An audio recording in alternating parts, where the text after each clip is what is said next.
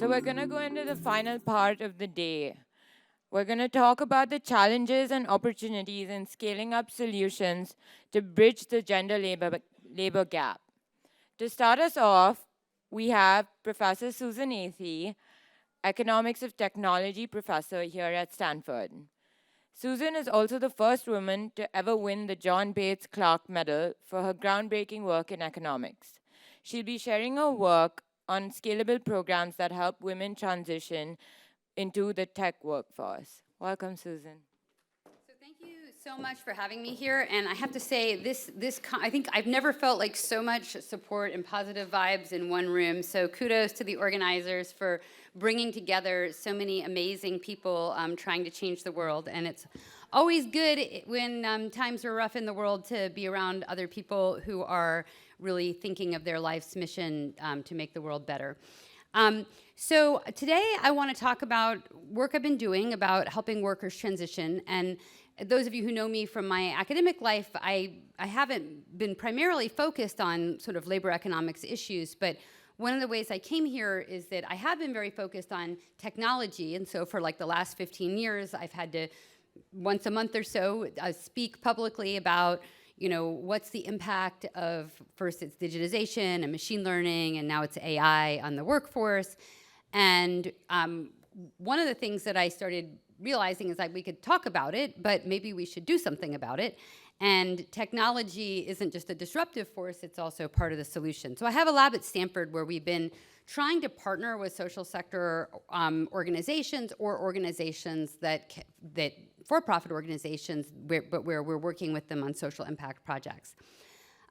So just to start, like if I'm thinking about trying to help workers get skills using digital technology, and again, I'm focusing on that partly from just a subject expertise and also because it's scalable. What is the theory of how that's going to work? And so, I can get workers skills like through things like Coursera or digitally created programs like one I'm going to talk about that we created.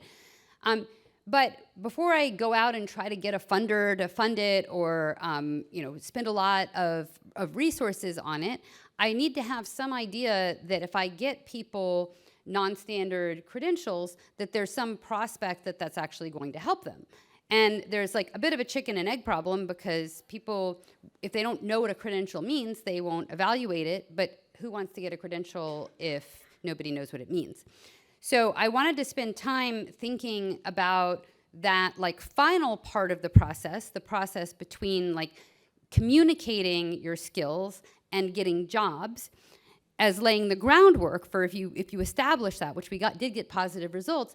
I think that then justifies spending a lot more resources actually getting people the training to start with. So, if you get skills, especially if you're going into tech, a lot of people get recruited through places like LinkedIn, or they're showing resumes, sending in resumes. First of all, the resume has to actually credibly signal the skill, and then you also need to be able to demonstrate those skills in an interview in order to get a job. So the first project I want to talk about is one where we created from scratch a program together with a small Polish organization to try to help women build portfolios that would demonstrate their skills relevant for IT jobs. And so we were basically trying to solve the chicken and egg problem here by not focusing on just like a credential of a certain title, but really going directly to having a work product that would be relevant to the job they were trying to get.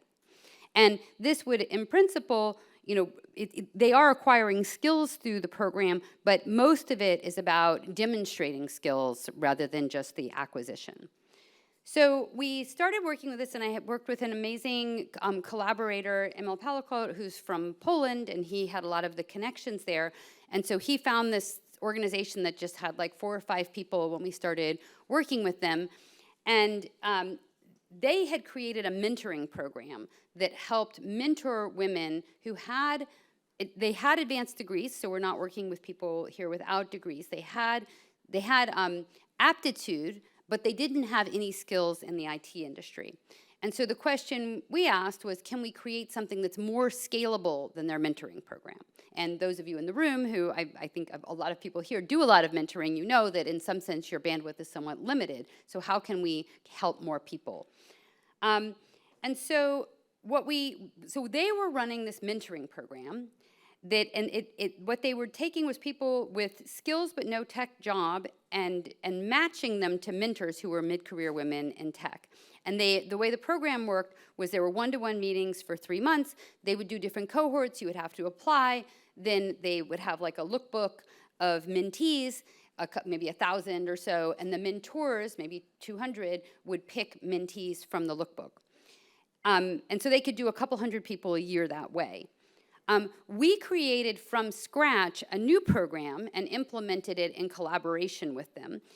The new program, we called it Challenges, and the way we came up with the idea is that Emil and some of the folks from Dare IT went and interviewed the companies in Poland who were doing the outsourcing and asked them, like, what would it take for you to take a chance on these women? So what they said was they liked this idea of a portfolio. It was really kind of workshopped together with them. And so in the Challenges program, over the course of several weeks, you would submit 6 assignments, which in sequence add up to a portfolio item. And so one of the things here, I think, is it's not just that you create the portfolio, it's also, the portfolio is really designed and curated to demonstrate what the employers want, and that also motivates the women in the program because they know they're not wasting their time with this project. So we ran 2 randomized experiments in parallel, separate experiments. One was for mentoring. There we had the issue that the mentors would pick the mentees, and we wanted to respect that. So the way we did that is we had, instead of each mentor picking 1 mentee, each mentor picked 2 mentees, and then we randomized which one of them actually got mentored. And the other one was like the control group. So we could compare the selected mentors to the non-selected mentors. In the Challenges experiment, we admitted people, we took all the applicants, we took all the people that qualified, and then we randomized admission to the program. In both cases, we tracked outcomes using their LinkedIn profiles. They had to give their LinkedIn profiles in their application, and so that allowed us to not worry about like a 20 or 30% survey response rate, which would be normally like the best you could hope for if we were following up with surveys. So it gave us more complete data. We didn't have to partner with the government. We could just go to LinkedIn. And so what we found, and you can see these pictures that kind of really summarize the data from the result. We see first for the Challenges program in the red, the Challenges control group and the Challenges treatment group, and what's being plotted is the probability of getting a job in technology. And we see at the beginning there's no treatment effect because they're still in the program, and then the challenges kind of break away. In terms of the absolute magnitude of the change, the difference between mentoring treated and mentoring control is about the same size as Challenges treated and Challenges control, but from a percentage perspective, the Challenges people, because they weren't screened by mentors, they weren't selected, they're worse on average, and so it's doubling their chance of getting a job. We also see the mentors actually can figure out who's likely to get a job because the mentors are choosing people who are already much more likely than average to get a job. And so we do analysis in the paper to show that if they picked differently, they might have picked people who got more of a boost. They're not necessarily picking the people with the highest boost. They are picking people with a boost, but there were other people they could have had an even bigger boost, but maybe a lower level. Of course, the preferences of the mentors come into play because they might want to mentor people who will get a job. So we don't want to exclude that. And then a second project I'll just mention briefly, here we partnered with Coursera. And we took people, not just women in this case, we took people from developing countries and people without a college degree. And we ran an experiment on about 800,000 people. And so in this experiment, we were again trying to understand the impact of showing their credentials. And so in particular, Coursera created something where that if you clicked on the credential on the LinkedIn profile, it would take you back to Coursera and you would see the individual named authenticated certificate. And that was embedded in your LinkedIn profile. And what we did is we created a little software package that would automatically do the posting in 2 clicks. So this is kind of really focusing on the signaling of the skills. We randomized only people who have already gotten the credential. So everybody, our treatment and control group, has the credential. The only thing that the treatment is doing is it's helping people show the employer the credential on their LinkedIn profile. So, and again, we're randomizing people after they got the certificate. And then we monitor them on LinkedIn to see how they get a job. So this picture shows the treatment effects. This is the intent to treat. Now, what we find is that a lot of people, even we nudge people, we make it easy for them to post, but the compliance rate is relatively low. So a lot of the people who we offer the chance to post don't take it up. So that means that the overall treatment effect comparing people who were offered to the people who weren't offered is small because a lot of people just didn't take us up on the offer. In the paper, we show that there are much bigger effects when you focus on the people who took it up. But we do get a small but significant treatment effect on getting a job. We then kind of break things out. We first look at people who get a new job in scope. A smaller number of people get a new job in scope, and the baseline levels are in the solid. The treatment effects are the shaded area. And so, for example, it's an 11% improvement over baseline of getting a new job in scope as a result of getting access to this feature that makes it easy for you to post. And then finally, we use machine learning to divide people based on their pre-treatment characteristics into what we assess as being high employability, medium employability, and low employability. And we find that most of the treatment effects are coming from the people who looked like they had low employability. And so my interpretation is that these people, if you just looked at their LinkedIn profile, you couldn't really see that they were a good candidate for a job in tech, and therefore the recruiters might have also thought that. But once you get the credential on the profile, it's really making a big difference to whether they get the interviews and thus whether they get the jobs. So I'll stop there, just concluding that I view this as like preliminary work, and it's really kind of laying the groundwork or motivating bigger, more scalable investments in non-standard credentials. Thank you. The final panel will address an important question. What are the key challenges in scaling women-focused workforce initiatives? And how can funding strategies adjust them? This panel will be moderated by someone who has been a big believer in this summit since day one, Perry Hewitt, the Chief Marketing and Product Officer at Data.org.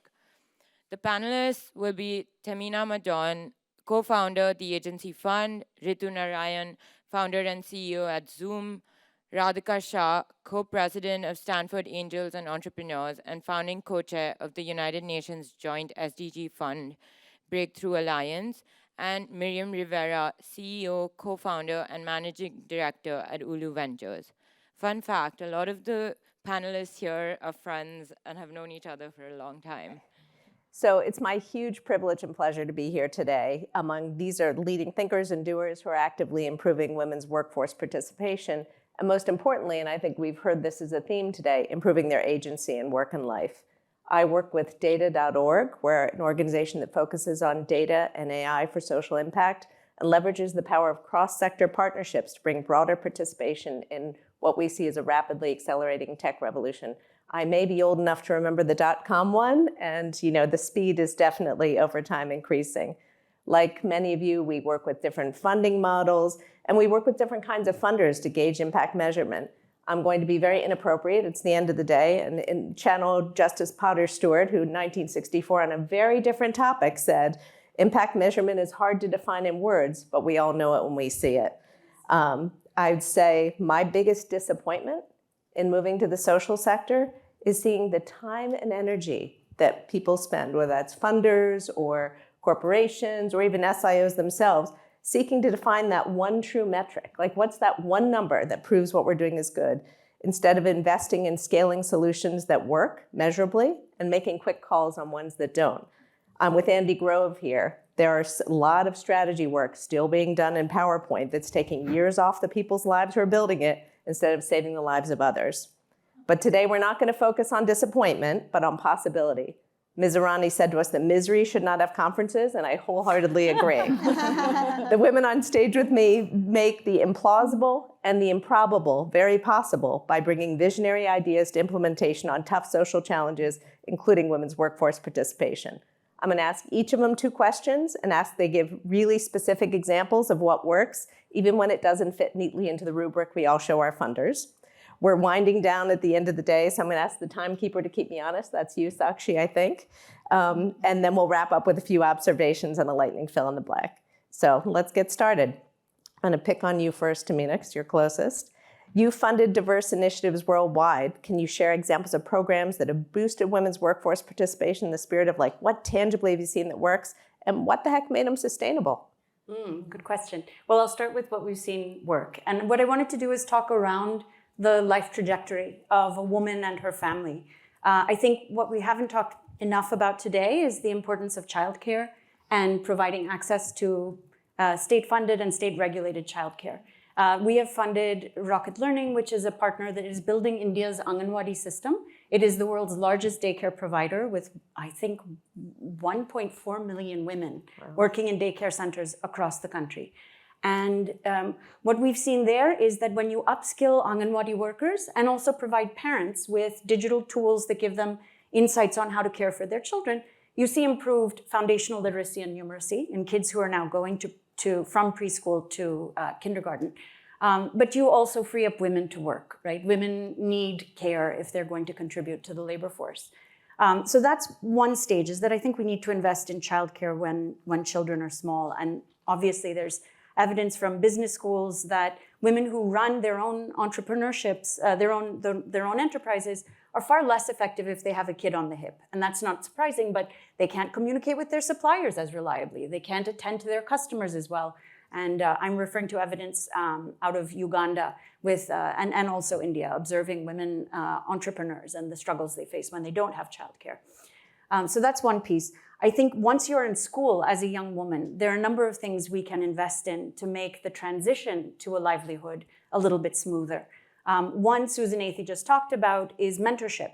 There's evidence that a lot of youth come from school into the workforce expecting to find a job right away and expecting a high wage. And sometimes mentorship helps you adjust your expectations to be a bit more resilient to the bumps along the road. And again, a study with BRAC in Uganda by a researcher who at the time was at Berkeley is finding that people who have a mentor can be more patient. They can persist longer and end up taking jobs that do get them that first step on the rung of the ladder. So I think investing in mentorship is important. We heard about it this morning, but Suhani and others work, Lisa and others, to show women that if you have the experience of going to work, you can bring your whole family with you. Often in South Asia, there are these norms around women being secluded, not going out of their homes for work. What often a family needs is the experience of letting the woman engage in work, seeing that it's actually not that much of a catastrophe. Mm-hmm. It brings in extra income. She maybe is feeling connected and feeling a sense of self-affirmation by being in the workforce. And so you just need to offer people those experiences. And that takes us to older age. I think even mothers-in-law and fathers-in-law need better support and understanding the legacy they leave when they enable a young woman to flourish. And some work by a psychologist here at Stanford named Ayo Dado has shown that in northern Nigeria, where there is a big problem with getting girls back into school and delaying their age at marriage, we also face that problem in India.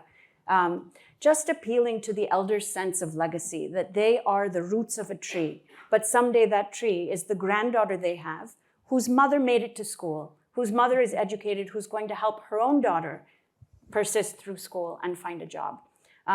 In those cases, you see a big uptick in girls' attendance and a graduation from school and later marriage age. Well, that'll be the follow-up. And I love the point you made really echoes with the woman earlier today. Said sometimes it's a 74-year-old man. Let's not keep pointing the finger at young men. Say, hey, it's on you, buddy. You got to fix everything. So beyond funding a single intervention, how important is ecosystem building, partnerships with government, NGOs, private sector, to ensure these have systemic long-term impact? I mean, we think a lot about that at data.org. How do we bring the sectors together and make it work? But how do you think about building it as an innovative funder? So increasingly, we are focusing on funding nonprofits or social entrepreneurs who have an elegant mechanism that they can leverage to scale. Either they have built political or bureaucratic relationships with government, they've figured out how to navigate the system, and now they're going to deliver programming through schools, through the Anganwadi, the daycare system. India is unique. It has a very strong presence, public sector presence, that can be leveraged. We have innovative NGOs that can improve those systems. But technology also is an elegant lever to scale, and where you can bring women onto platforms for digital gig work to deliver advice and counseling or mentoring. There are digital mentors that are being tested in a lot of places. We can scale through technology. The key is building delightful products that people want to use, because you are competing with everybody else on the smartphone that a woman holds. And the Netflix and the couch. Yes, and the YouTube and the political messages coming in on WhatsApp. So we focus on NGOs that either have strong product management capabilities and are really focused on delighting their users, or who have government savvy. And I guess the one thing that we would like to see, and I think it came up today, is more comfort engaging in political discussions where academia is involved. Research is unbiased, but the scaling of that research will never be unbiased. So can we get academics and politicians to be a little more comfortable sharing the same stage? Yeah, great. Thanks so much. So Ritu, turning to you as a for-profit entrepreneur, has done amazing work. You build a company with the mission of enabling more women to enter the workforce, solving a very specific and important problem aligned with childcare. Can you talk about how that vision informs your business model and operations? My company Zoom was started here at Stanford GSB 10 years back. And before that, I was working for eBay, which is one of the largest marketplaces, seeing how technology can really impact people's life. Like people sitting any corner of the world would be earning money on this platform. And I was wondering, I was always struggling to pick up and drop off my children while at work, and why nothing was done in that area using this wonderful technology and marketplace dynamics. And interestingly, the thought came at that time that 30 years before that, my mom had left the job for the same reason. So this whole issue is generational. It's societal, and it has never been changed. So that curiosity led to the founding of the company, and the idea was at that time 10 million women in US had left the job, and I realized like 2 million additional women during COVID left the job because of the same reason. So the impact is really large. For us, the development of the problem came through by having a deep insight and understanding of what women were looking for, and what the experience of all of our stakeholders, parents, children, everybody was. And that informed our vision, that informed everything. Right here at Stanford, actually, I was part of a course called Lean Launchpad, where I interviewed, even though I was the user, I interviewed hundreds of parents and walked through their lives of what would really make them use. Trust is such an important aspect. Timeliness and safety is such an important aspect. And reliability is such an important aspect. So unless you cater to the true feelings of why people will not let go of their child and go to work, it's such a critical thing. You will not be able to attract them to use the product. And interestingly, when we launched, people didn't know I started the company, but I used to randomly hear, wow, this product is so delightful. It feels like a parent developed it. And I was like, of course, a parent developed it. I was the early user and my kids were the early thing.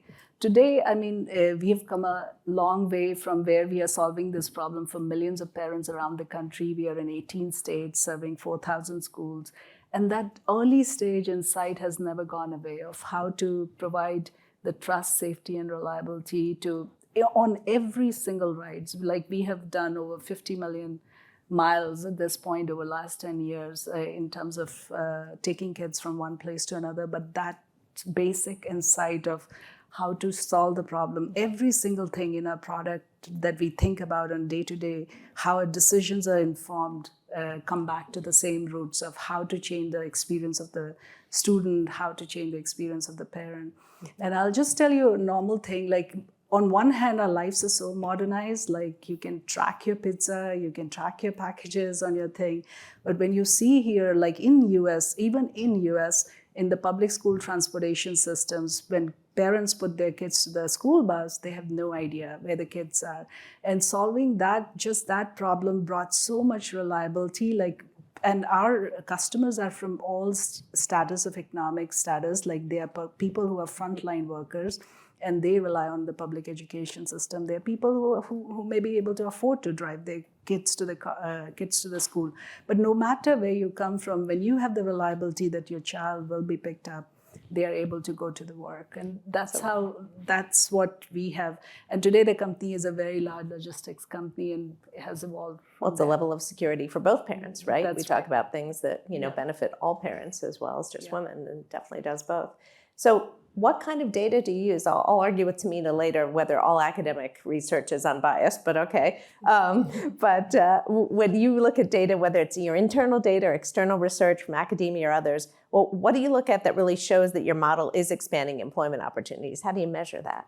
Yeah, absolutely. I mean, one interesting thing is people don't realize this motherhood penalty that's there. And in the initial days, we used to call it about 4 p.m. problem, that the actual workforce is not designed the way the school system is designed. The school system gets over at 3:30 and it starts at a different time, and the work gets over at 5 or 6. And if you leave early, you look like you are not fit for having the promotions and you are not the right candidate for the job. And it's so interesting when Zoom started out, women started going back to work. They started saying, I used to go at 6, leave at 3. Everybody knew when I left, nobody knew when I came in.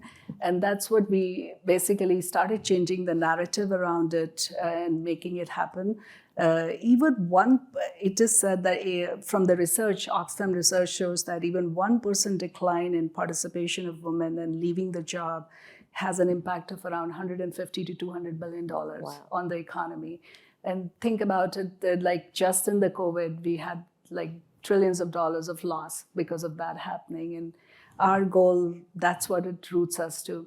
The second thing I would really point out to, it's not so related just to the company, but my experience being a founder, we all know that less than 3% of the venture funding goes to the women founders. And it's very daunting when you don't see the role models, you don't see the examples, because you can't be what you can't see.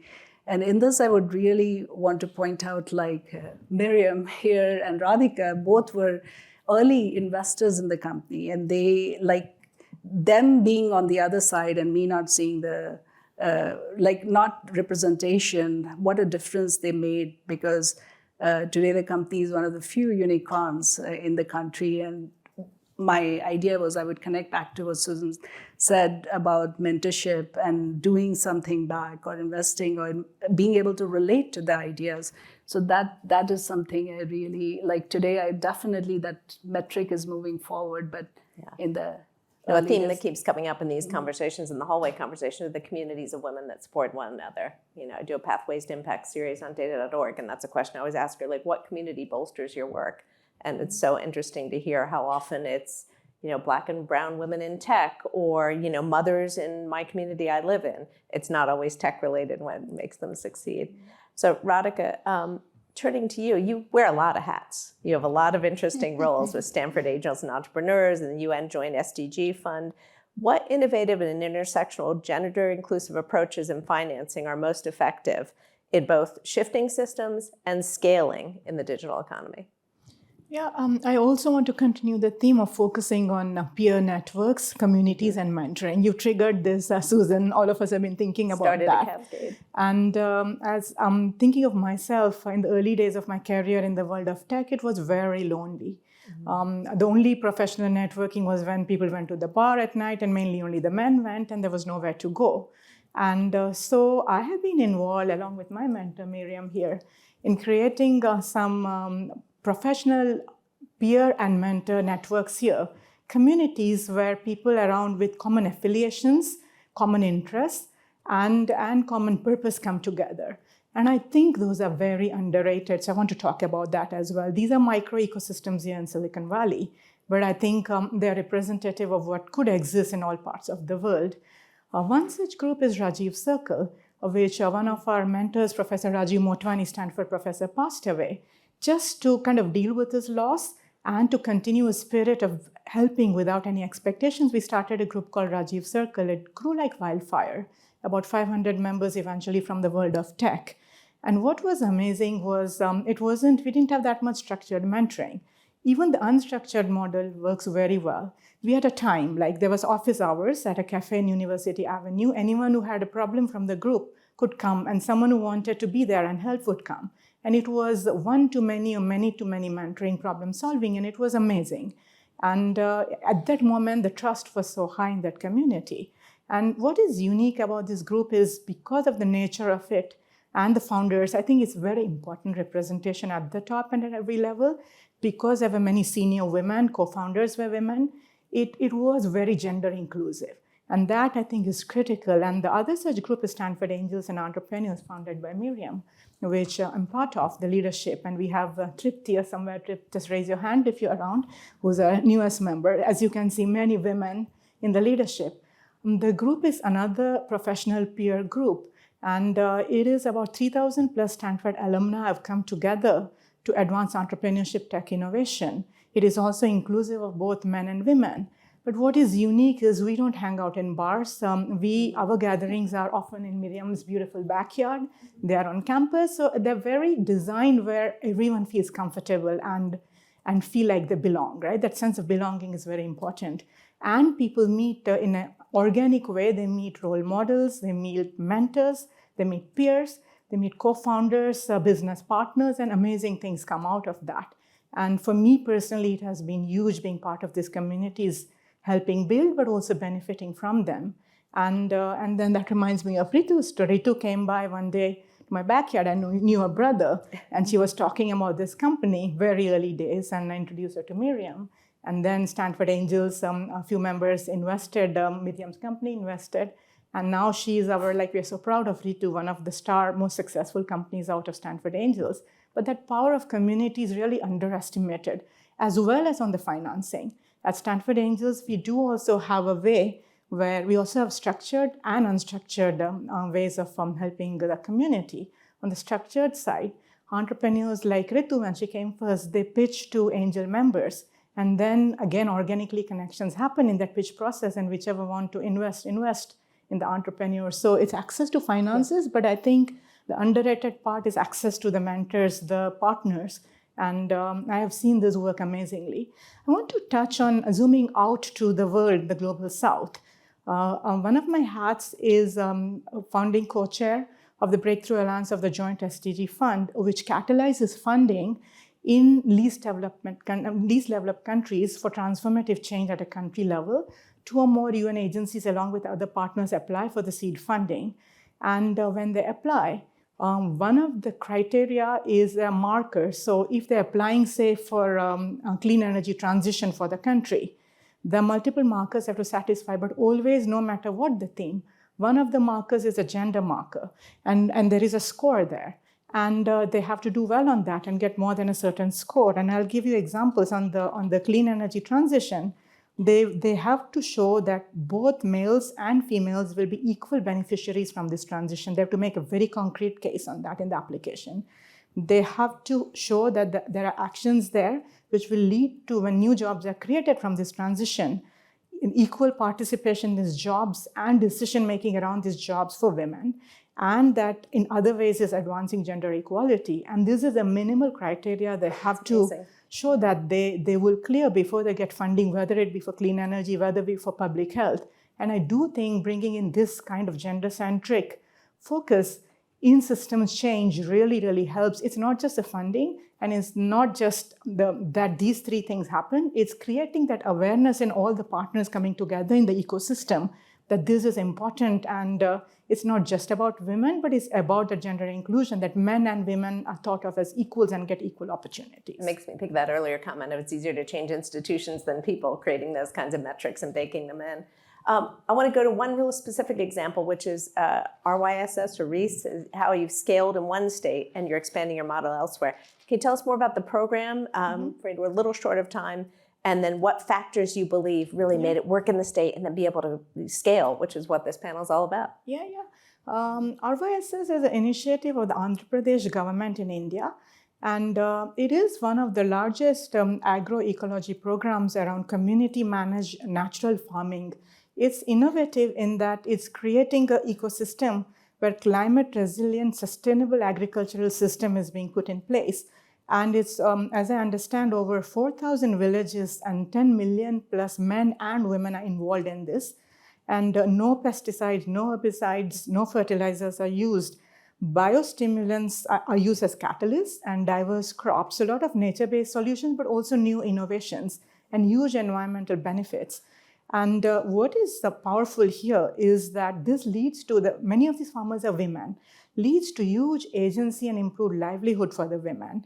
And they show it's improving their community's health as well and more nutritious diet. But what is unique here in what has made this program succeed and scale is that this is grounded and really anchored in women's self-help groups. And these self-help groups are the way that the knowledge about this kind of farming spreads from woman to woman. And they also have one of the core elements of success is that they're identifying what they call champion farmers, the best farmers, and then identifying and then coaching them and making them the catalyst for the change, for the knowledge sharing. And as it turns out, many of these are women. And so the strengthening of the community knowledge is key, and it's through these farmers. And this also, I think, one of the key things that helps and succeed is that this is anchored within a way of livelihood, the agriculture that's already part of the community. So it's easier to get the women into these kind of, in the same kind of livelihood than some models where it's a very different kind of livelihood models being brought in.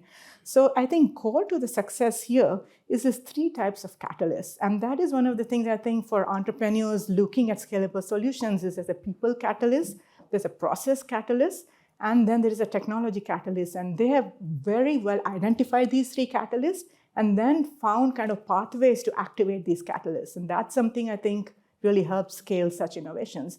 My own link is there only as with one of my other initiatives, the UN Joint SDG Fund. We are looking at helping that initiative build bridges with this kind of these places. And they will probably be coming out to Stanford in a couple of months. Anyone interested, happy to make connections. Oh, that's wonderful. Thank you so much. So Miriam, I don't know how you have time to run Lula Ventures since you're mentoring half the people in this room, but I know that you invest primarily in US-based companies.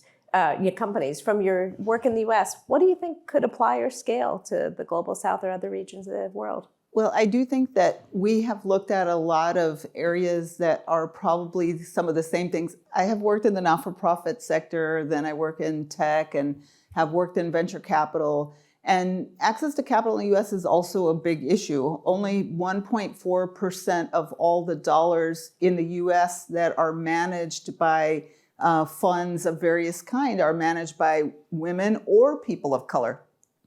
That's here, 1.4%. So this is not an unusual problem, and I think the same kinds of challenges apply, and we try to look at them at scale. So transportation for kids was one issue. Elder care is another issue that we've looked at as well. Child care is another issue.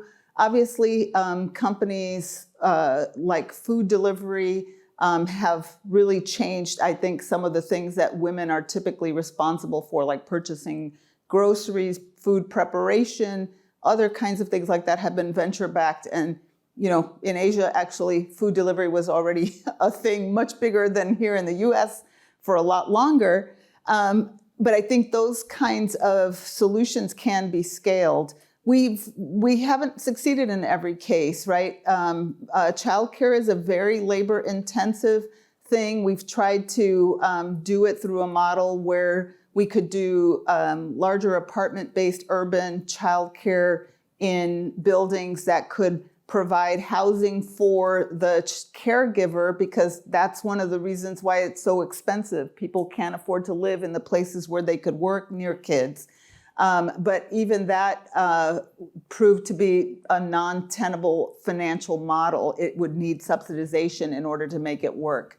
But for example, elder care is another thing where women are often the most responsible. You know, I helped take care of my mom for 28 years. My sister and I were a team. She was doing a lot of the physical care, was doing a lot of the financial care, interaction with systems like hospital, doctors, et cetera. So one of our companies, Mon Ami, is focused on trying to help states and cities to be able to manage the care to the elderly in those communities. They are typically working through not-for-profits, but they need systems to be able to, at scale, understand what's happening on the ground. Is the food getting there? Is the home visit happening? Did the person see the doctor?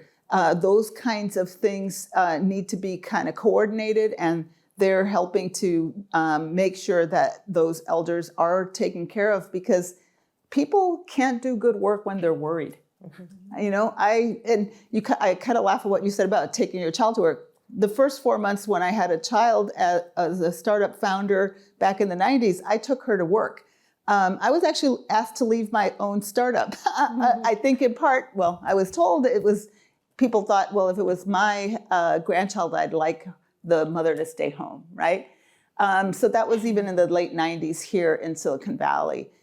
These experiences are one of the reasons why I really have focused on, are there ways which we can use the for-profit model to help address some of these issues, so that we can get more women to remain in the workplace. Another thing that we focused on have been labor marketplaces, such that people who have skilled work but often choose to leave the workplace because it's too difficult to manage their own children and taking care of their own children as well as working, but may be able to work part-time remotely.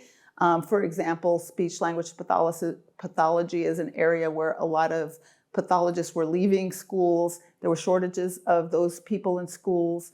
And if they could work from home and they would have credentials that would allow them to potentially operate in different states, we could do that in a more scaled version. So that is a kind of a startup that had, you know, I would say middling success. It scaled, it helped tens of millions of children, but in venture we call that a middling success. But I think it helped solve a real social problem and a real need. Same thing with substitute teachers, another thing that obviously education is one of the biggest ways in which we can change the future of boys and girls, and particularly if we don't lose time in the work day with parents like not having adequate teaching in the classrooms, et cetera. So we've looked at a lot of different approaches that help to improve the things that women are typically in our society expected to be present for and to be providing to the family, and overseeing that the kids are getting, you know, adequate education, transportation, and other kinds of skills. And those ways, I think, are scalable through technology often. And realize some savings, because a ton of money is going into those things, childcare and elder care. So is there a way it can be better spent? So last question, when you're evaluating startups that aim to empower women, are there particular indicators or signals that you look for to say like, ooh, I think this could do long-term growth and impact? Whether it's founder characteristics or business characteristics might be interesting to hear. Yeah, you know, we definitely try to look at problems that are just big problems that have large dollars associated with them. You know, when we met Ritu, we had no idea that busing for kids was literally the biggest transportation system in the United States of America. Wow. Who thought? Nobody really understood that. So one is, does it have a big market? And then this, I can't emphasize enough how much the founder fit to the problem is such an important aspect of the success of a company. Ritu had obviously lived this problem. I had lived this problem, I'm sorry, back there. And I had even been an early adopter. Like there was a mom in my neighborhood who drove a car to school and like was paid by different moms to do it.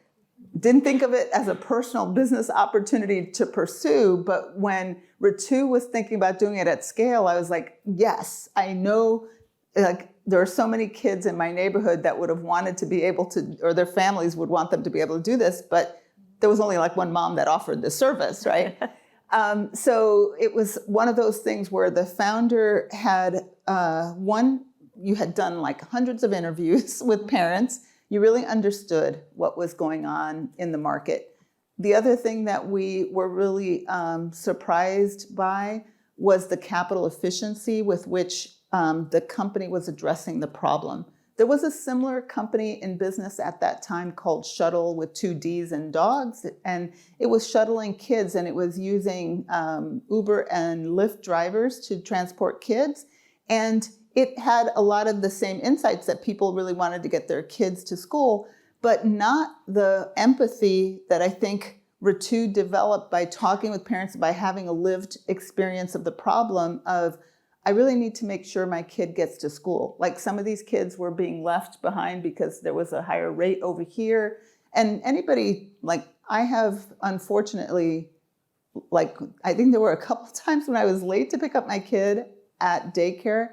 And I can't tell you how sad a kid is who's the last child left, and how you will do anything to try never to have that happen to you as a mom, right? And literally one time I was like actually speaking in front of like the entire Google company, and they were delayed, and so I was late to pick her up. And you're just in this conflict about how do you manage having to do your job and also be there for your child in an appropriate way.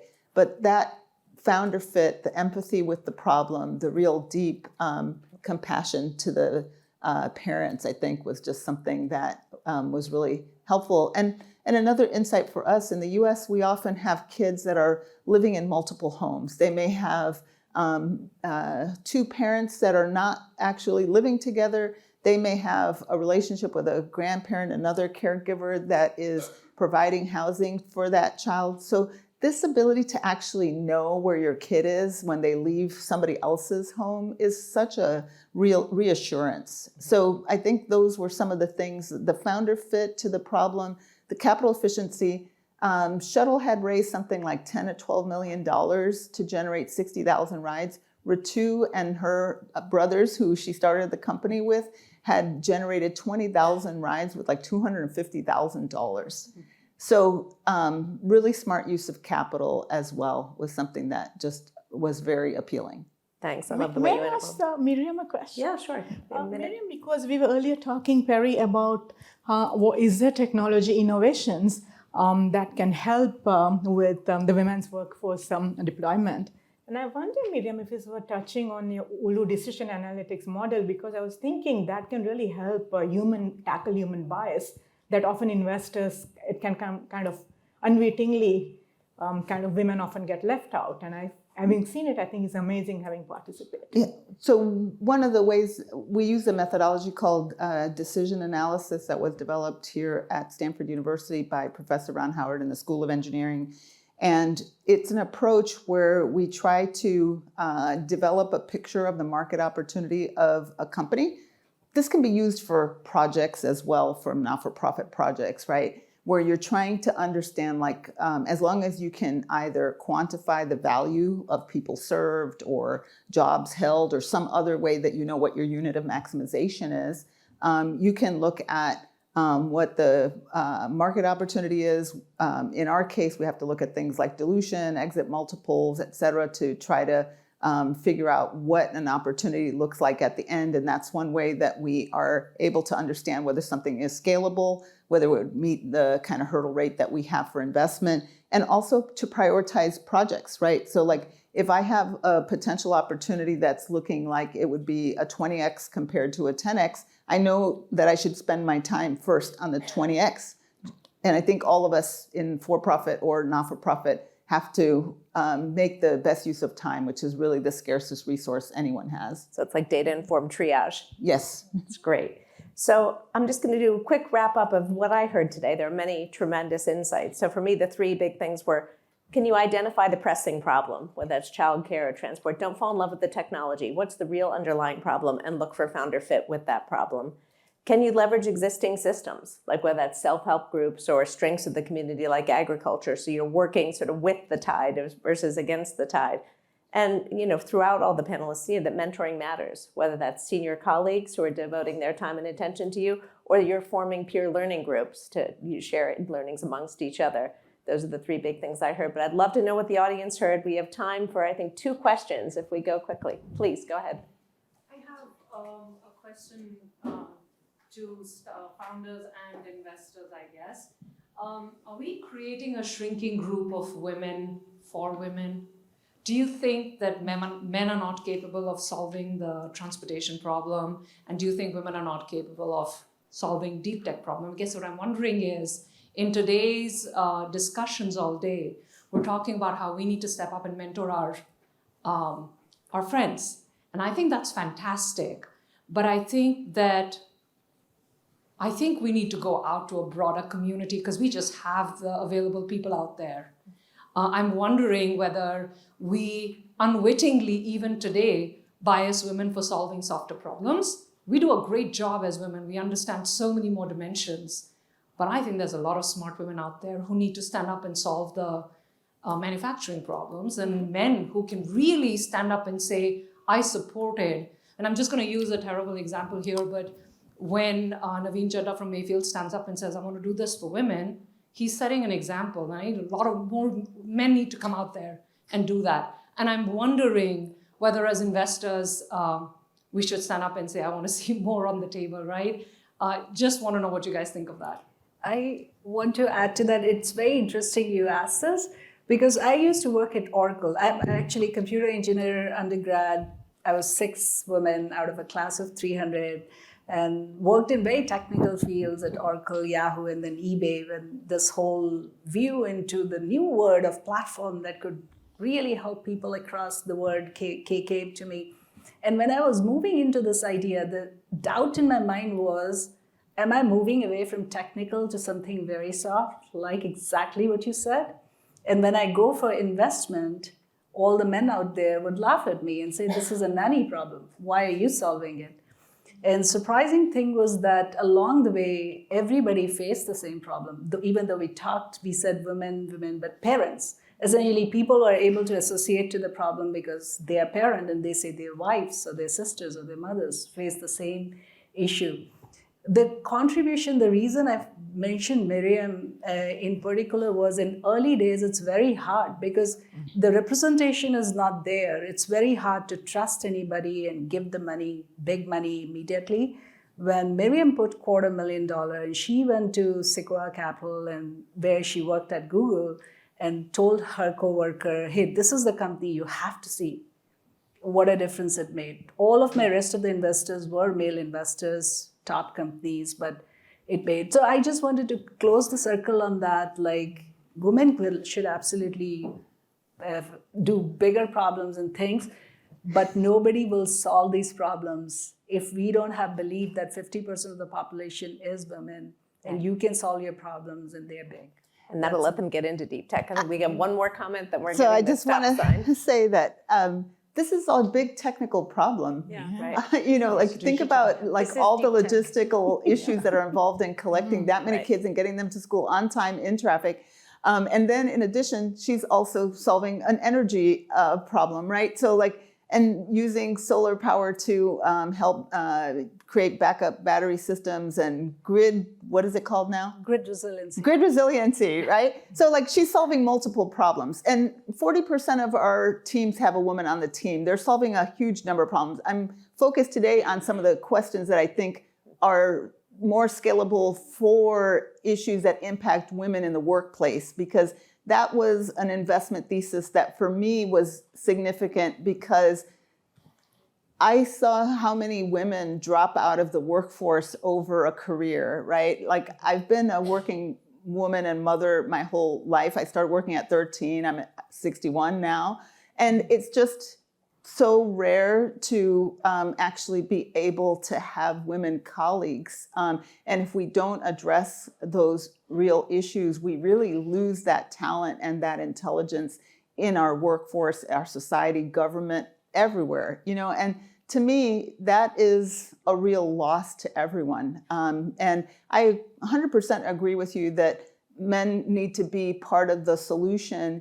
And I also think that a lot of the times, if we don't do it for ourselves, probably nobody will do it either. So there's a balance there. And I, for example, one of the reasons I started a firm was because there just weren't women-led firms. And so I thought, okay, if it's going to be, it's going to be up to me, right, to actually create it. And I think we have to go out there and create the things that we want to see and the solutions we want to see in the world.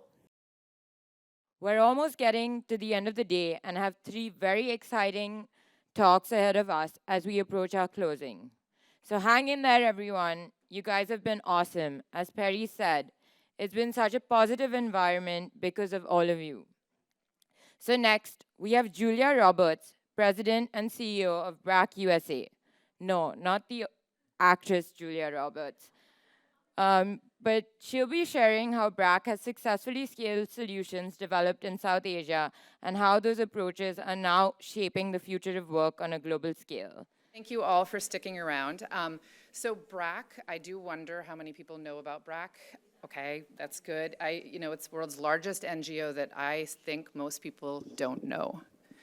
Sorry, I have to. Because it's non-European or non-American. Yeah? Yes, and that's why I joined BRAC. So BRAC's focus has always been focused on women and realizing their potential. And I think even coming after this last session that we had, BRAC's unique approach is that it starts at the individual. And so it's a real holistic approach to this, the challenges and the solutions for women and people living most in poverty. That's our main focus. A large part of our focus is both on social norms changes and the programs that need to wrap around that. Nationally, Bangladesh has made statistically significant strides, with now 37% of women participating in the workforce, which I thought was the highest in South Asia until I heard the India presentation earlier that said it's 41%. But also more girls are going to school than boys in Bangladesh. But on the flip side, marriage is still the highest in South Asia. Gender-based violence is increasing, and all girls who are getting educated and getting employed are dropping from the workforce. Why? We've heard about a lot of it today. There is still a lot of work to do in terms of gender norm changes, attacking patriarchy, and evolving the ecosystem to support women to enter and remain in the workforce. Here we have a picture of a one-start session with men and looking at harassment in the workplace. 130 million women in South Asia live in poverty. In South Asia, women are 18% more likely to be living in poverty than men, and this is expected to increase to 30% by 2030. The female labor workforce participation in South Asia is also among the lowest in the world, just about 32% in 2023 compared to 77% of men. Nearly 80% of working women in South Asia have informal employment, often in low-paid, insecure, and unprotected jobs, leaving them more vulnerable to shocks like climate change and pandemics.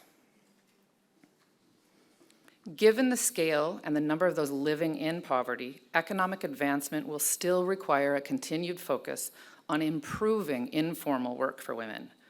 BRAC pioneered the ultra-poor graduation program approach 20 years ago in Bangladesh, when we discovered that our existing poverty programs were not adequately reaching or benefiting those furthest in need.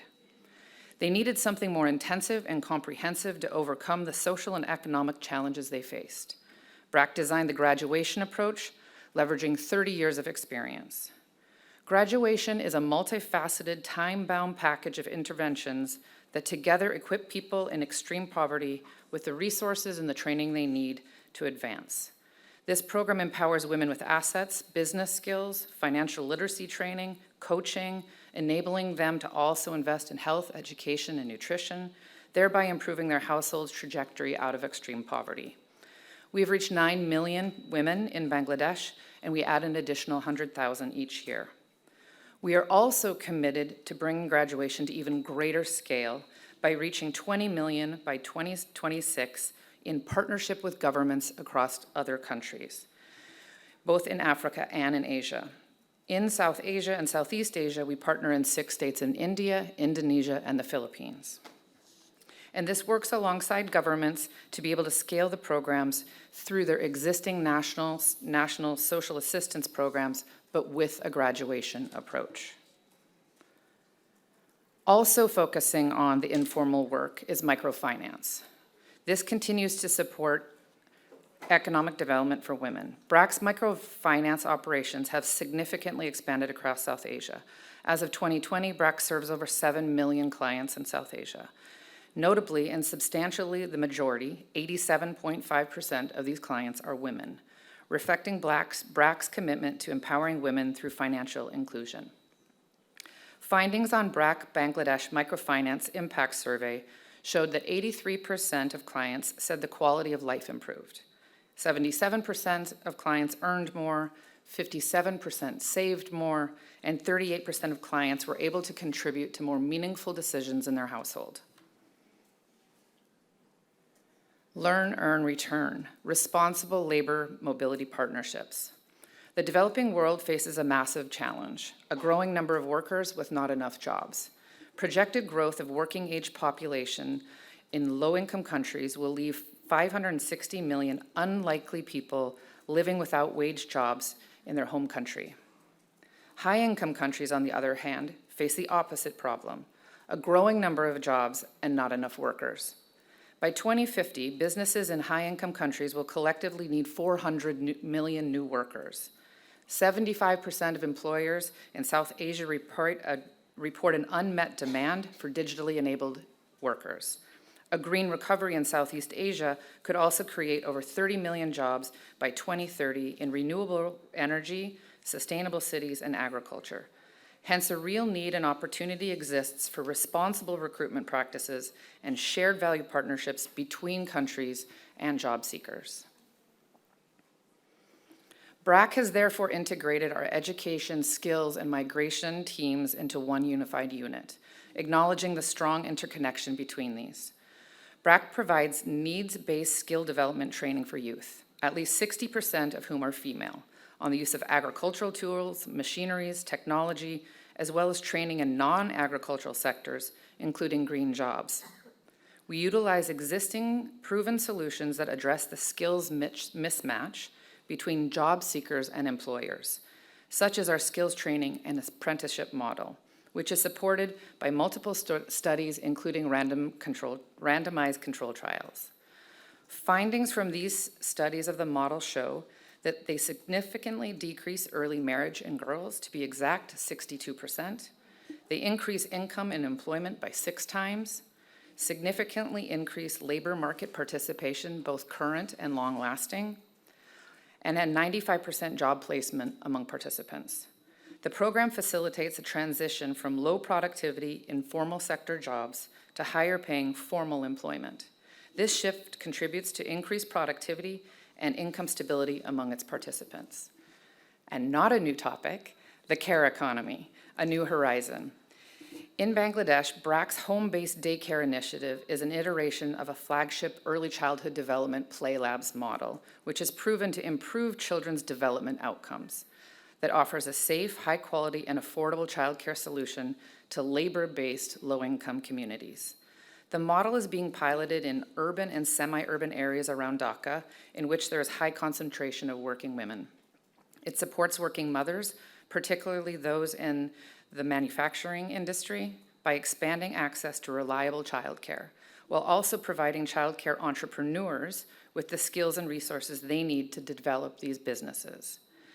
We've worked with thousands of children and hundreds of providers, but the opportunity and the demand to scale is there. Finally, in wrapping it up, we will continue to focus in rural areas on reducing child marriage. In urban areas, we'll address all the reasons why women are not participating in the formal sector workforce or why they're leaving it. Social compliance to make workplaces harassment-free, making public space and transportation harassment-free so women can be safe and secure while commuting, and overall continue to work on targeting patriarchy, but in a new way, by unifying leadership in corporate, legal, and cultural sectors. Alongside this, we'll continue to implement the programs, microfinance and poverty graduation to build greater opportunity in the informal sector, skills and education to equip women for greater employment in the formal sector, and scaling our childhood care model so that families can be assured their children are well taken care of while they're at work. We look forward to partnering with you and ever forward. Thank you. Next, let's hear from Soumya Ramakrishnan, Head of Development Bay Area at the Nudge Institute, who will be talking about how Nudge is working towards the goal of increasing flexible digital employment opportunities for 1 million women in India by 2030. Hello, everyone. So I know I'm the last one before the closing, and you guys have been amazing. So thank you so much, and I will try to keep it fun. So I'm from the Nudge Institute. The future of work for women, it's not just a topic for me. I have struggled with returning to work after maternity, the exhaustion of overcompensating, as well as there was feeling small and vulnerable when I was trying to get back to workforce after taking a break for caregiving. So all of this, it was not just about me. Like I have seen it with so many women around me, and why? And some of them gave up. Why? Because workplaces are not designed for our realities. But being here today, talking to so many of you on the sidelines, hearing so many amazing speakers, my heart is full, and I'm hopeful that together we are going to get a workplace where women can bring their entire, they don't have to compromise on any of their identities to thrive professionally. With that, I would like to talk about the Nudge Institute. We are a nonprofit working in India to create resilient livelihoods for the underserved communities in India. And the bulk of our work, women and their livelihoods, is central to a lot of our initiatives and programs. And today, in the next 5 minutes or so, I'm going to be talking about how we are working with empowering and nurturing social entrepreneurs to solve for livelihoods in India.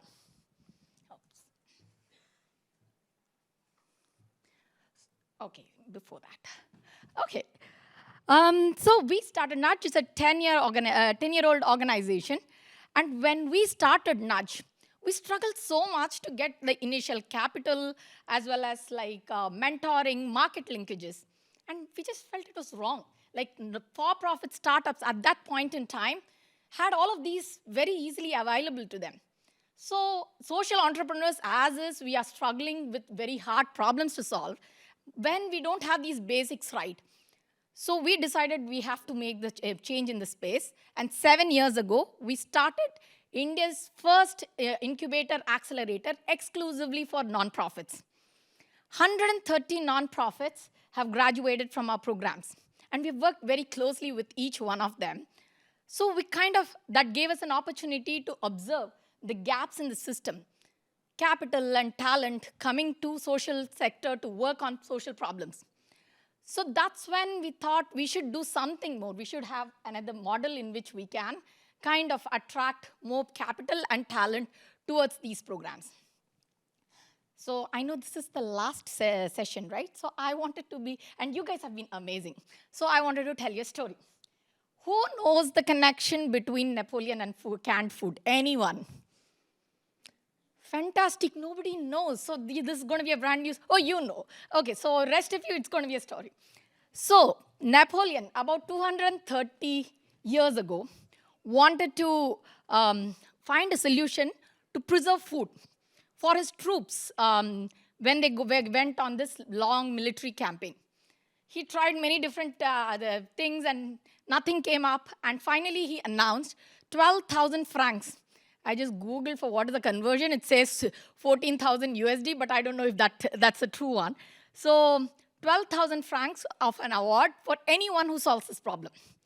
It took 15 years for a confectioner called Nikolai to come up with a solution where he was heating, boiling, and sealing the food in glass jars to preserve the food, and it worked. And he won the 12,000 francs. And that is the basis of food preservation even till today. And food industry has not been the same. And where did it all begin? It began with a contest of 12,000 francs and somebody wanting to win it. So grand challenges have a very good history. Historically, we know grand challenges have solved very significant problems. But why don't we kind of apply the same logic to social impact sector? Why can't we solve this about clean drinking water for all, small and marginal farmers making steady income, or more women in the labor force? So at Nudge, we design and run, one of our programs is to design and run grand challenges on very important social problems. And we do that partnering with corporates as well as Principal Scientific Advisor, Office of Principal Scientific Advisor to the Government of India. We have done 3 challenges, and the latest one that we have launched is Digital Naukri Challenge, which is one of the stats Suhani mentioned earlier was 70% of urban women didn't step out once. Another stat that we have had is like 200 million. It's an appalling number. 200 million women don't step out. Sorry, I saw the stop, but very quickly. 200 million women don't step out even once. So if women can't step out to go for work, can work come to them? So I'm going to give you, does that play on its own? Where we work has changed across centuries. From farms to industries, to offices and BPOs, and post the pandemic to our own homes. But for 160 million women of India, not much has changed. They remain time poor, bound to their homes, and with household incomes that have largely remained stagnant. Instead of being bystanders to our country's growth journey, can we reimagine work and work models that can bridge the gap between aspiration, opportunity, and income for India's women? Enter Digital Naukri. Digital Naukris are small tasks that are discrete by nature, can be performed online, over shorter work hours, and with a foundational skill set. For the first time, technology presents a chance to bring elevated and sustained incomes to the doorstep of homebound women. This new class of digital Naukris that are emerging around the world are being executed by people across a range of technical skills and digital literacy levels. In August 2024 at Charcha, we began a journey to accelerate a better future for women at work. Today, we're excited to launch the first of 5 missions with a focus on improving the female labor force participation rate in India. Introducing the Digital Naukri Challenge by the Nudge Prize and Emphasis F1 Foundation. The Digital Naukri Challenge is a bold mission to pioneer and accelerate digital work models that work for women.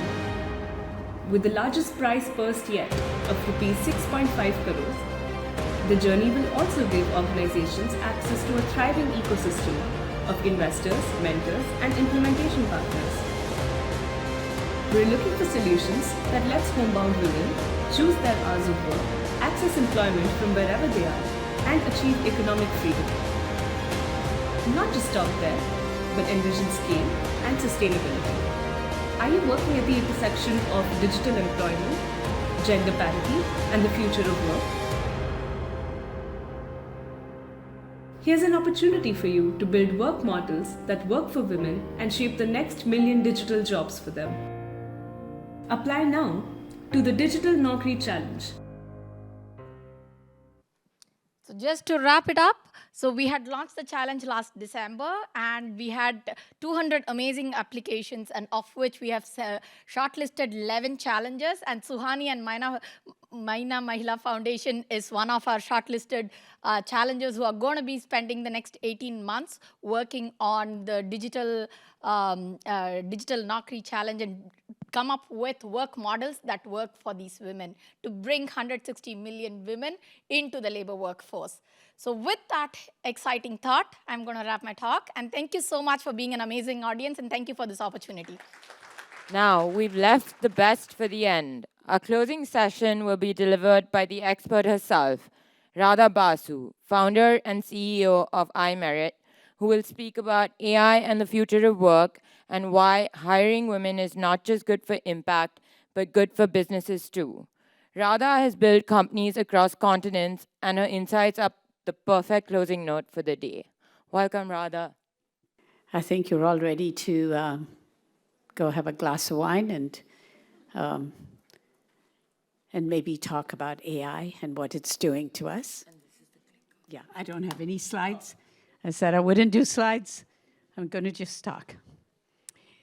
So it's 2025, and we're in April of 2025 talking about future of work and women. I really date myself by telling you that a long time ago, when I joined engineering, my engineering university had 2,780 guys and 17 girls. And they were boys and we were girls, no question.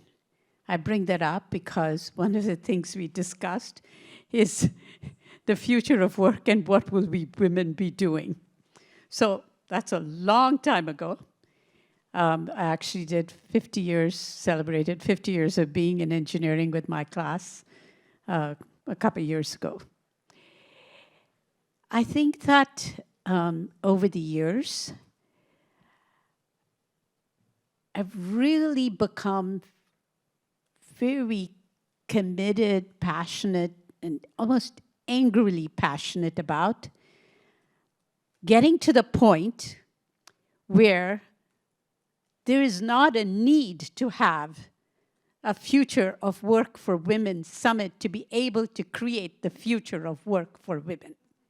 Because the current of work for women, the current of work will be women, will have women in it. And what does having women in it mean? It means it's kind of a natural thing. When people ask me, oh my gosh, your company, iMerit, is 53% women. How is that even possible in technology and AI?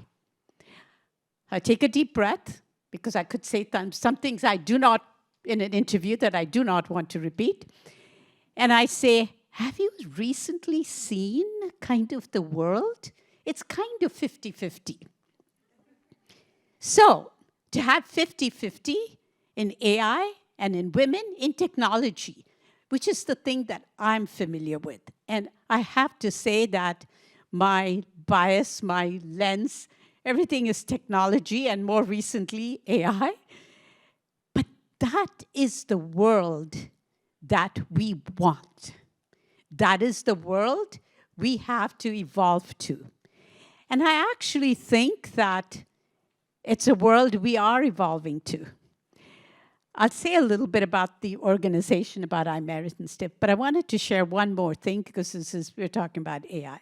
I've been in AI now for over 10 years. iMerit is actually 11 years old, and we've been in AI for 9 years. You're not going to find a whole lot of companies with more than 5,000 people in AI with 50% women in the technology space. But I wanted to share one more thing with you. March 24th, it was kind of 2 weeks before that, we were at this conference, in diaspora conference in Abu Dhabi and Dubai, and we were talking about, it was, my talk was on AI, and somebody came up and said, have you really in Silicon Valley, have you brought together women who can talk about, have an open dialogue without being on stage, without being recorded about AI? And another a venture capital lady who's fantastic, Vani Kola. Vani and I looked at each other and said, yeah, why not? She said, I said, Vani, when will you be in Bay Area? She says, March 23rd to 26th. I said, okay, 24th. I'll get a group of women home who are really doing some great work in AI. We ended up, it's like 2.5 weeks later, I thought, at home, 25, 30 people. We had 85 people, and at 4 a.m., I'm thinking, where in the whole world am I going to put all these people? And reason I bring that up, and it was 40% men, important to have those voices, because it is important for us not to think about a man who's fantastic for promoting women, but I want everybody to be doing that. So we ended up it was a great dialogue because so many of the women were CXOs who had started companies, running companies, in technology, in research. When I say CXOs, I'm just not talking about the corporate chair. I'm also thinking of people in research who are looking at what are the kinds of areas where AI can proliferate, can become important, and we have the guardrails of trust and safety around AI. We had such rich conversations, And I'm sharing that with you because even we were surprised and of all the women who came forward in precision agriculture, medical AI. There were some really good conversations in medical AI. And we had the Googles and the Facebook, Metas and et cetera, a lot of whom are actually IMERIT clients. And we had some young people who came in and said, I want to understand what is the future of work for women in AI. Believe it or not, that was actually a conversation topic that evening. So with that, I wanted to say a few things. Future of work. And I'll talk about the AI side of things because it's proliferation. What made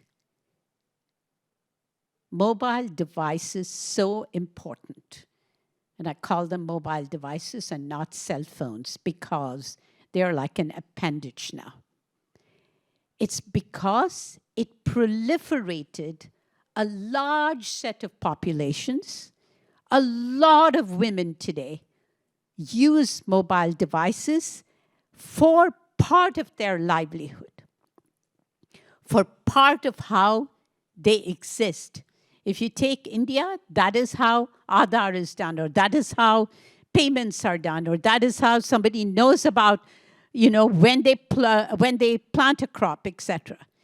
So if we want to proliferate AI, we better darned be inclusive of the whole population, not just men and women in Silicon Valleys and Austins and Bangalores, but men and women across rural areas, across a wide variety of things.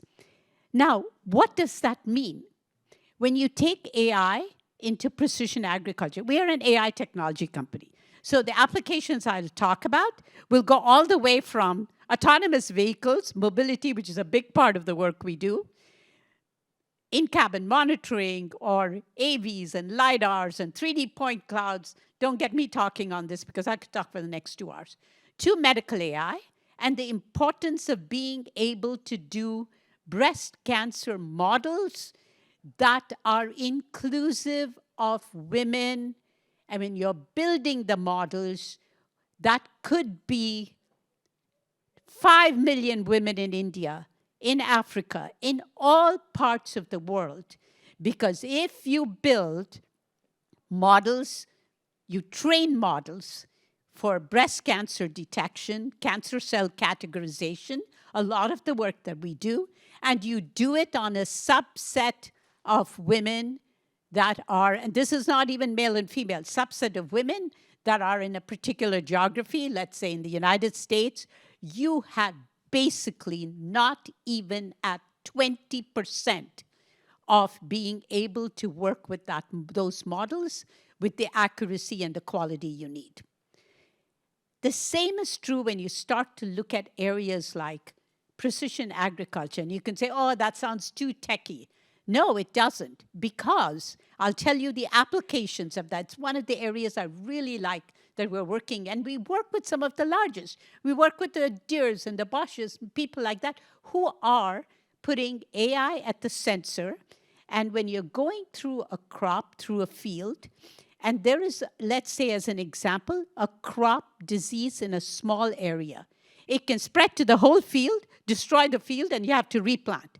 But if you catch it at the small area and you catch it early, that does not go into the rest of the field. And there is proven feedback and data, I shouldn't say feedback, data, that can actually not just go 1.2 times, 1.8 times, but actually double crop production. Same is true with when water scarcity with water. I can give you multiple examples there. Let me come to the women who are training the models. So this is where, and I'll show you a 1-minute video at the end. This is where I love having been a founder of iMerit at what we do. So about 65% of the people working on these models, training the models, are women. Some of them from rural areas. And they can train the models for precision agriculture. We bring in agronomists. Some of them are women, some of them are men. And we're able to bring in that expertise in and work on training the models. How is this possible? We have two, I think, barriers in our heads. They're not reality. One is you've got it to work in AI, you need pedigree. What is that pedigree? It's a degree. What's the other pedigree? You need to have really been working in technology in the urban centers that have the technology, the large technology organizations. I can tell you, we can take a group of people, young people. By the way, my company has 5,300 employees. I told you 53% women. Average age of the company, and you would never know it looking at me, is 24.8. And they will say, very sassy group, and they'll say to me, they call me D. Even our employees in New Orleans call me D. I don't even know if they know what that means. They'll say, D, if it were not for you, we would probably be at 23.5. So that's a bold set of young people who want to learn every day, who want to learn new things, and who want to go in English, in technology, in anything that you can have them learn. You can take these young people, you can skill them. I will show you one lady who actually came to us with 12th standard, 12th grade, they call it 10+2 in India, and very little English. I mean, she could not speak it. And I will show you Kehkashan, half-a-minute video. And she's talking to, that was an interview actually by one of our clients, and she's talking to the CTO of that company, who's an autonomous vehicle company. Oh, this is what we do when we train people. I have 9 trainers. And she'll say, you know, in this anomaly labeling, you have not looked at this, and that'll cost you a trust and safety issue. And so that is the kind of thing that we can put together. So what I'm trying to say is we can skill young people. I work with a lot of young people, as I just said, young women in technologies, in AI, and unless we do that, and that contributes to the training of the models, believe me, 10 years from now, 15 years from now, we will be talking about the AI divide. I do not want to talk about AI divide, whether I'm around or not. I want to address the AI divide now so that it doesn't happen. And the best way of doing this is to have an inclusive workforce working on it, developing models, monitoring models, deploying them, what's called ML operations, being able to curate the data, to be able to test the data, to be able to apply the data in fields that are societal applications. Yes, of course, I'm a capitalist. You know, I started a company, took it public on NASDAQ. Yes, I want to make iMerit as successful as possible.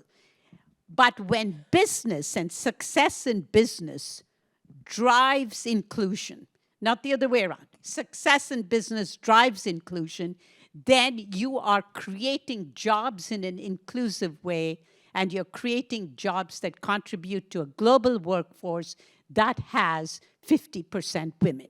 And then you really can look at it and say, if you can happen in AI, you know, you can pretty much say it can happen in a lot of different things.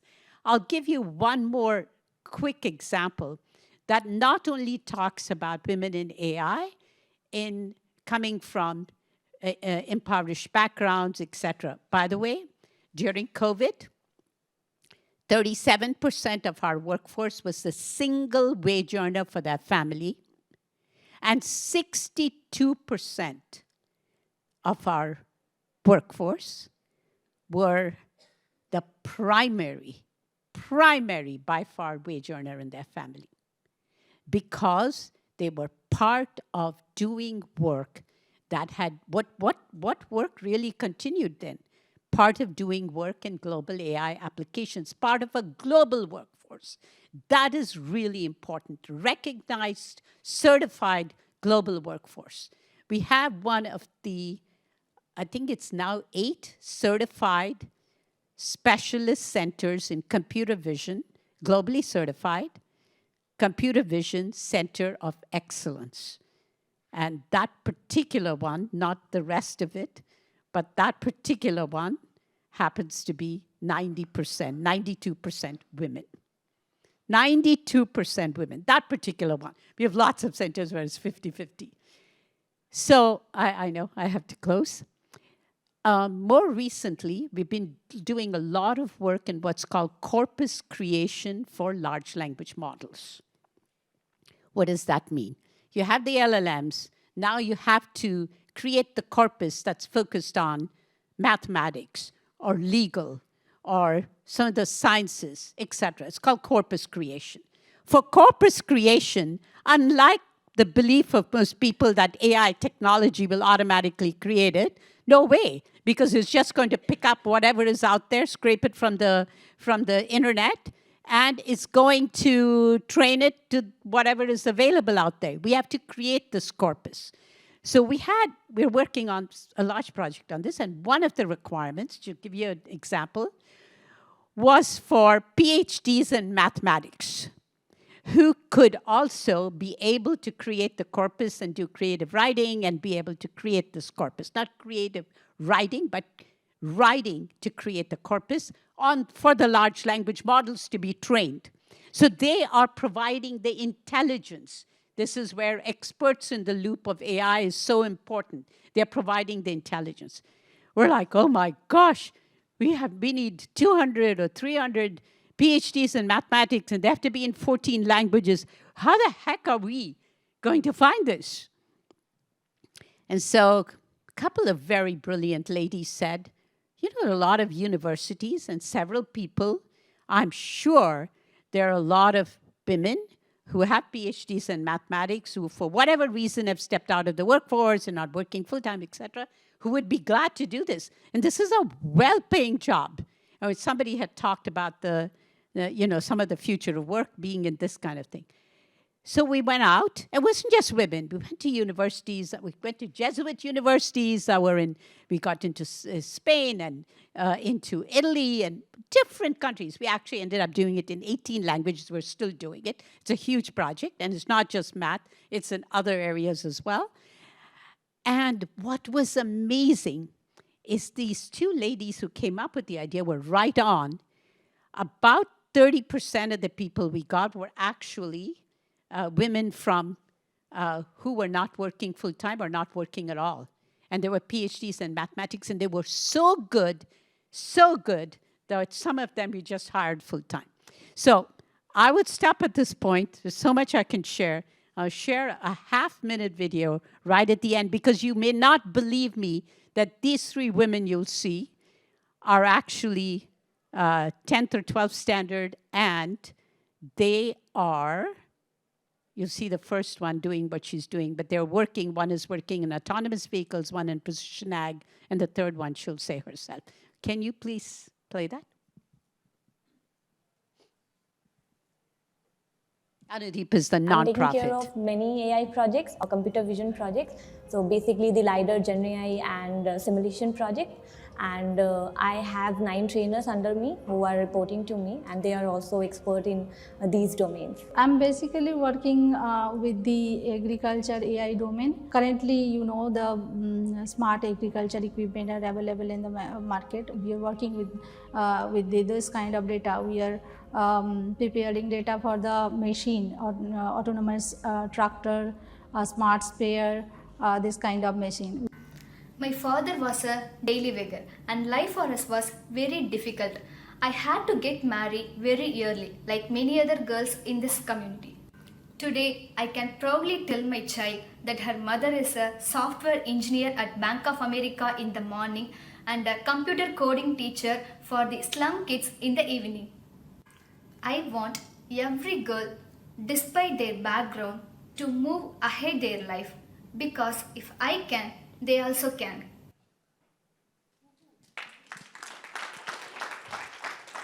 I just picked this because this whole thing, my coming here, has happened this afternoon. I just picked this out of a much longer interview that took place. Kaikashan, the first person, Kaikashan and Barnali are employees of iMerit, coming from the Anudeep Foundation. Barnali joined Anudeep Foundation she literally came from school from the rural areas of Sundarbans, one of the poorest families that she came from. And Kaikashan was from an all-Muslim girls community and center called Metia Bruce. And you can see Kaikashan is now our project lead, actually, for autonomous vehicles. Barnali manages 450 people in precision ag, and the other lady you could see is in Bank of America. So it is possible. That will be not the future of work, but now very soon we'll be saying that's current work. And I hope that happens quickly. Thank you.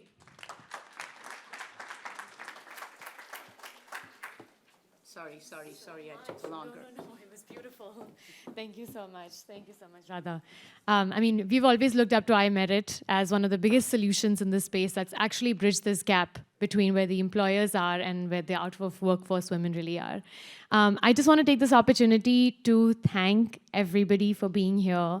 I don't want to take up any more of your time or of your evening, but just so many thank yous to make this event really possible. A first really, really big thank you to Sakshi for really leading this overall conference. Thank you so much for making this all really happen and leading our entire team. We have so many Stanford students, undergrads. We have our Mena Mahila team here, Shweta, Tanvi, and Shraddha that's here and was managing VIP speaker management all day. Isha, we have Gauravi, and Anjali, and just so many others. Arya. We've also had just so much support from various faculty members here at Stanford. Soledad Prillman, who is here. I think she is just left. Jessica, Casey, so the King Center, entire team at King Center. We've had so much of support from Onwin, Kim, Ezra, and so many other people who have really, really made this event possible. We could not have done this without them. Also, just thank you to all the speakers and everybody who really made it from far and wide from around the world to come for this conference and for this event. I hope that this leads to many, many conversations going forward as well.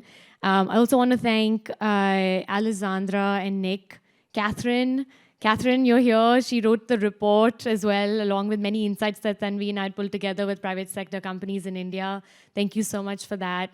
If I'm missing people, I'm so sorry. Also, really thank you to Verix for being a partner for this event, making the mementos for all the attendees as well. And thanks to Hoover Institution for funding this overall event, making this happen, and to Mena Mahila USA, just everybody here. I also want to just finally, before I close, just say, we have a speaker photo, so all speakers, if you can just go outside, we have one photograph, and then we're free to disperse. Thank you so much, everybody, for making this event possible.